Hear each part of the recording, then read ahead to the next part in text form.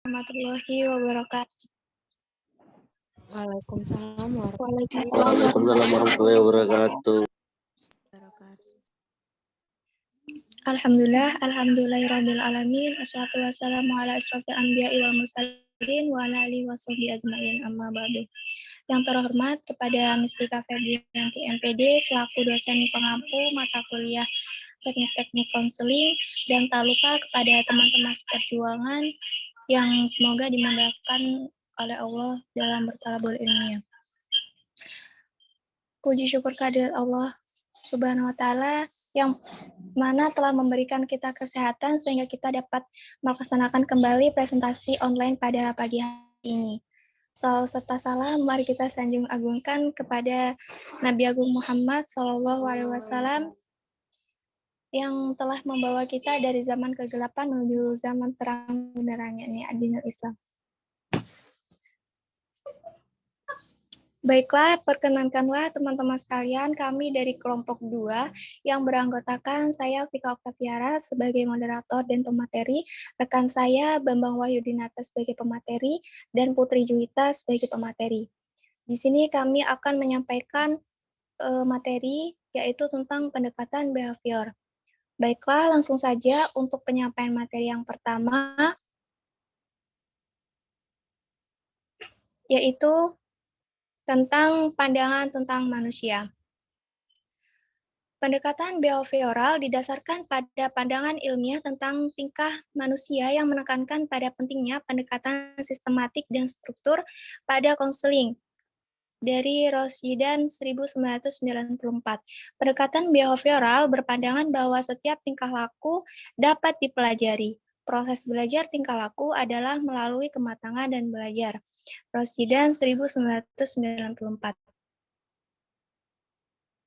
Next.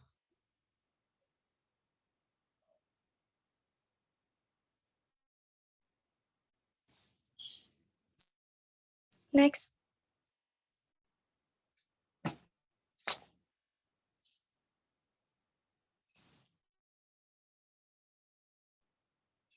Lalu selanjutnya ada konsep dasar. Pendekatan behavioral didasari oleh pandangan ilmiah, teknik, dan terstruktur. Dalam konseling, pandangan ini melihat individu sedikit sekali melihat potensi manusia 986. Baik, untuk penyampaian materi selanjutnya yang akan disampaikan oleh rekan saya Bambang Wahyudinata. Kepadanya saya persilakan. Terima kasih moderator. Selanjutnya yaitu ciri-ciri utama konseling behavioral yang dikemukakan oleh Krumbois 1965 adalah sebagai berikut, yaitu yang pertama proses pendidikan, yang kedua teknik dirakit secara individual, yang ketiga ada metodologi ilmiah. Next.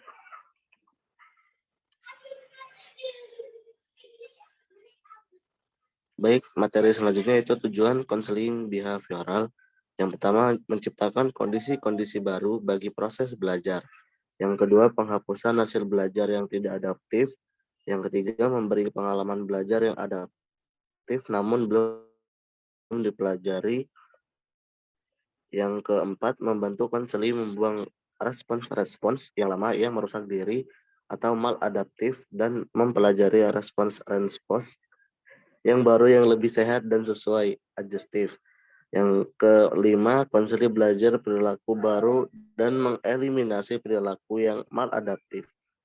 Memperkuat serta mempertahankan perilaku yang diinginkan. Yang keenam, penerapan tujuan dan tingkah laku serta upaya pencapaian sasaran dilakukan bersama antara konseling dan konselor. Baiklah, saya kembali ke moderator. Baiklah, terima kasih rekan saya Bambang Wahyudinata yang telah menyampaikan materinya. Baiklah, selanjutnya materi selanjutnya Putri Juwita. Baiklah, materi selanjutnya yaitu peran dan fungsi konselor. Peran konselor dalam konseling behavioral berperan aktif, direktif, dan menggunakan pengetahuan ilmiah untuk menemukan solusi dari persoalan individu Konselor behavioral biasanya berfungsi sebagai guru, pengarah, dan ahli yang mendiagnosa tingkah laku yang maladaptif dan menentukan prosedur yang mengatasi persoalan tingkah laku individu.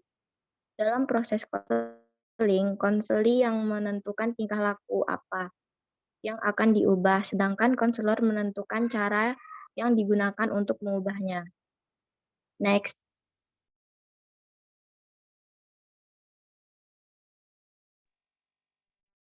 Tahap-tahap konseling. Yang pertama ada asesmen, yang kedua menetapkan tujuan, yang ketiga implementasi teknik, dan evaluasi pengakhiran. Sedangkan teknik-teknik konseling yaitu penguatan positif, kartu berharga, pembentukan, pembuatan kontrak, penokohan, pengelolaan diri, penghapusan, pembanjiran, penjauhan, hukuman, time out, terapi aversi, desensitisasi sistematis. Terima kasih, saya kembalikan ke moderator. Baiklah, terima kasih rekan saya yang sudah menyampaikan materi. Itulah tadi penyampaian materi dari kami kelompok 2. Selanjutnya untuk teman-teman yang ingin bertanya, saya persilakan. Silakan sebutkan nama dan NPM-nya. Di sini kami menyediakan untuk 5 penanya. Terima kasih.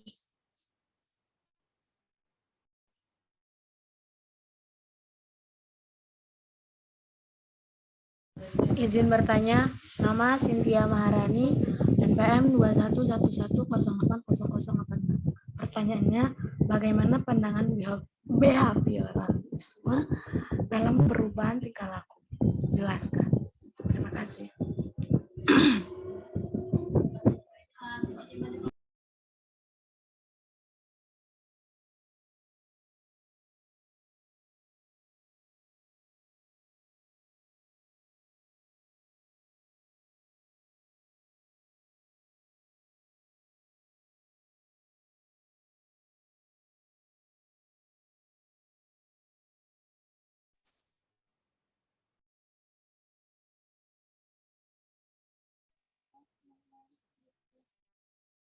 Teman-teman, terima kasih atas perhatiannya. Untuk sesi tanya-jawab, kita lanjutkan di kolom komentar channel YouTube nanti. Baiklah, terima kasih. Saya selaku moderator mewakili rekan-rekan saya yang bertugas meminta maaf atas banyak kesalahan dan kepada Allah saya mohon ampun. Saya akhiri, wallahul muwaffiq ila aqwamit thoriq. Wassalamualaikum warahmatullahi wabarakatuh. Waalaikumsalam Warahmatullahi wabarakatuh.